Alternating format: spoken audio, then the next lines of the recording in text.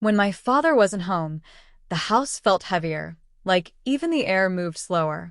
I'd grown used to the silence, to the absence of warmth in this place that only ever echoed with closed doors and unanswered questions. He was always away, meetings, travel, deals, and more deals. My father was a man of structure, not affection. I stopped expecting softness from him long ago. Then there was Mr. R. He started visiting a few months ago, always saying he was just passing through, just checking in on an old friend's daughter. He was polite, always respectful, but there was something in his tone, a softness my father lacked. He looked at me in a way no one else did, like I wasn't just the quiet girl who always stayed upstairs. Like he saw something else. He was older, maybe mid-40s. Confident without arrogance. Calm in a way that made people listen. And he noticed things, that I always skipped dinner when my father was gone. That I only wore certain colors when I was upset. That I kept my bedroom window cracked open, even when it rained. The first time he entered my room, it wasn't anything dramatic. I had a headache, and my father had mentioned it in passing. Mr. R knocked once, and stepped in with a glass of water and a small bottle of pills. He stood in the doorway, waiting. I remember how he looked around, not with judgment, but curiosity. He smiled when he saw my sketch pad, asked if I drew often. I said nothing, just took the pills. Over time, it became normal. He'd knock, come in, say a few words, and leave. Sometimes he brought things, a book, a snack, a new brush for my painting. He always left the door open behind him, like he wanted me to know he wasn't hiding anything. But his eyes said otherwise. Once, I caught him looking at me while I stretched my arms overhead, reaching for something on the top shelf. He quickly turned away, said nothing, but I felt the weight of that look for hours. I didn't tell him to stop coming in. I didn't want him to. My father never noticed. Or if he did, he didn't care. He trusted Mr. R too much. I think he assumed I was still the quiet little girl who'd never dare speak back. Maybe I was. Or maybe I had just learned how to listen so well, I could hear the spaces between words, the kind that aren't meant to be spoken aloud. Then came that Thursday. It had rained all morning, and the sky was bruised with storm clouds. My father left for a weekend trip, briefcase in hand, already on the phone as he stepped out the door. The lock clicked behind him. The silence returned. Hours passed. That evening, Mr. R came by.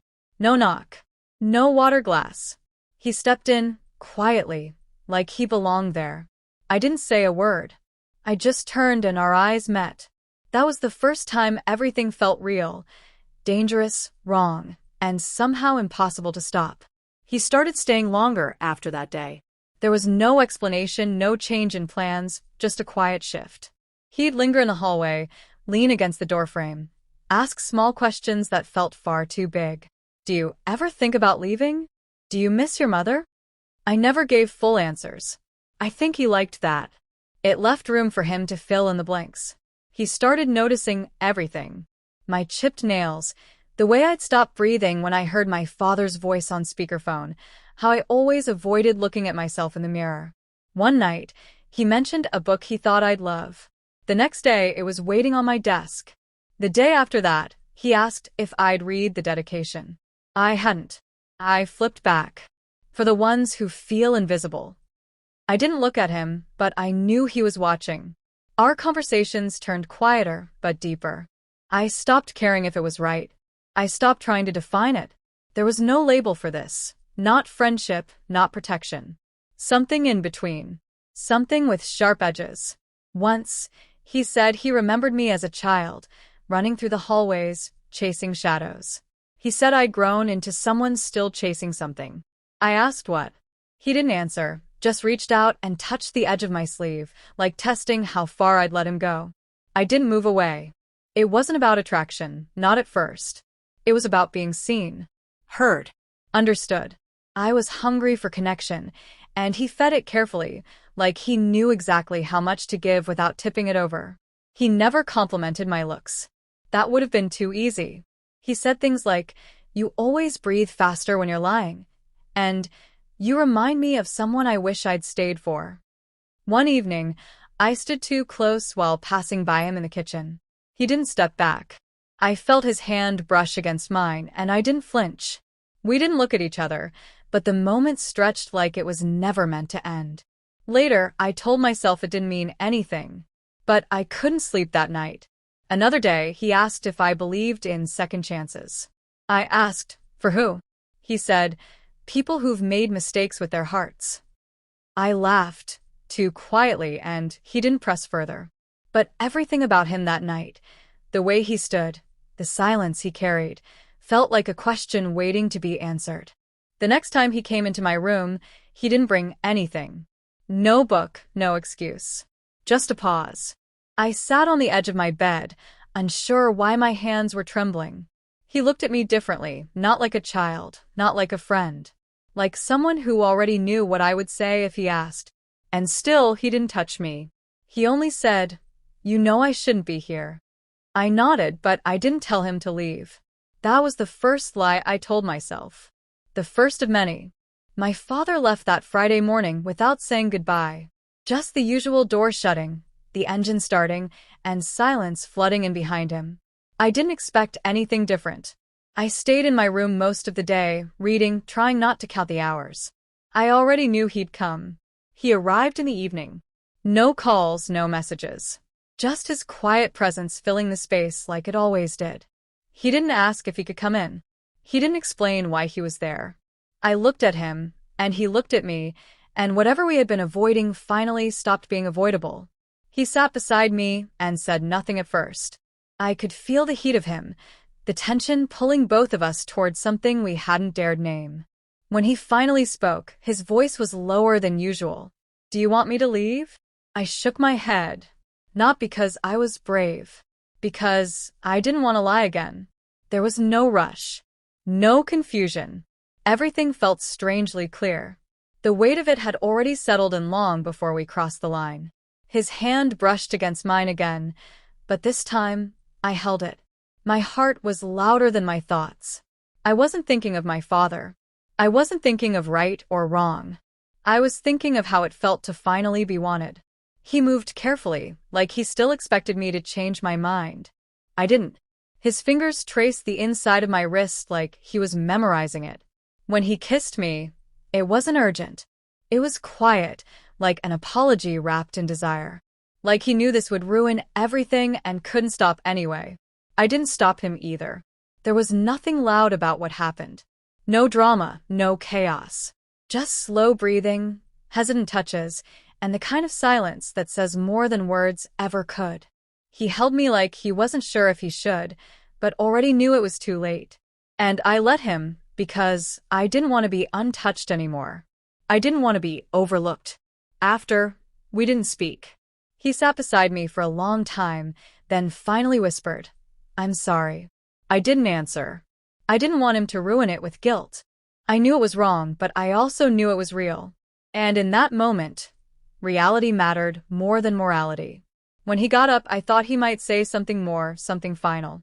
But he just stood there, looking at me like he wanted to remember everything. Then he turned and walked out, closing the door gently behind him. I lay there in the same position, not moving, not crying, just staring at the ceiling, trying to memorize the feeling before it faded.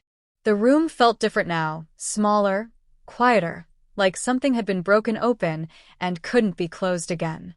I didn't regret it. Not then. Not in that moment. What I felt wasn't shame. It was something heavier. Something I didn't have a name for. He didn't come back the next day. Or the day after. The silence stretched longer than usual, but this time it wasn't empty. It was filled with something unfinished. I kept waiting for a message, a knock, anything. But there was nothing. Only the memory, sharp and vivid, replaying itself every time I closed my eyes. When my father returned Sunday night, everything felt painfully normal. He asked about the house, checked the locks, sorted through his mail. I nodded at all the right moments, answered every question without flinching. I think he believed I was fine. Maybe he never looked close enough to know otherwise. That's what made it easier to lie. I didn't mention Mr. R. I didn't ask about him, didn't offer anything. But I wanted to. I kept imagining ways to bring him into the conversation without sounding too eager, too obvious. Each time I opened my mouth, nothing came out. Fear does that. It holds your tongue even when your heart is screaming. By the third day, I started questioning everything. Did it mean something to him? Was it a mistake he planned to forget? Had he done this before, with someone else, somewhere else? The doubts settled in, slow and deliberate, like dust in corners no one cleans. I stared at my phone for hours, reading the last message he ever sent. "You're more than you think." That was before anything happened. Before I let him in, not just into my room, but into a part of myself I didn't even know was waiting. Now it felt like he'd taken something and left without warning. Sleep came in pieces. Food tasted like nothing.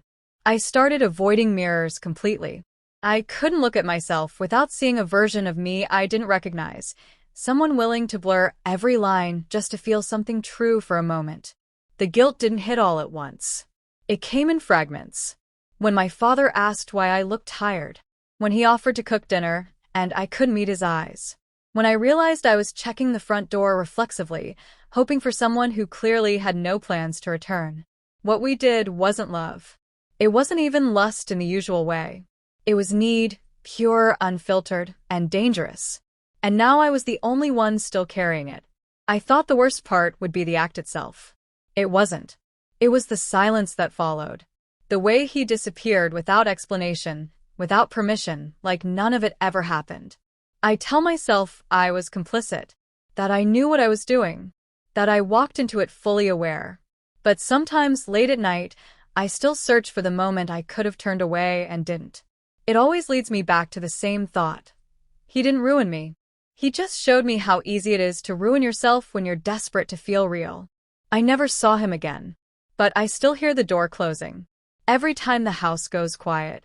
Every time I remember what I let in.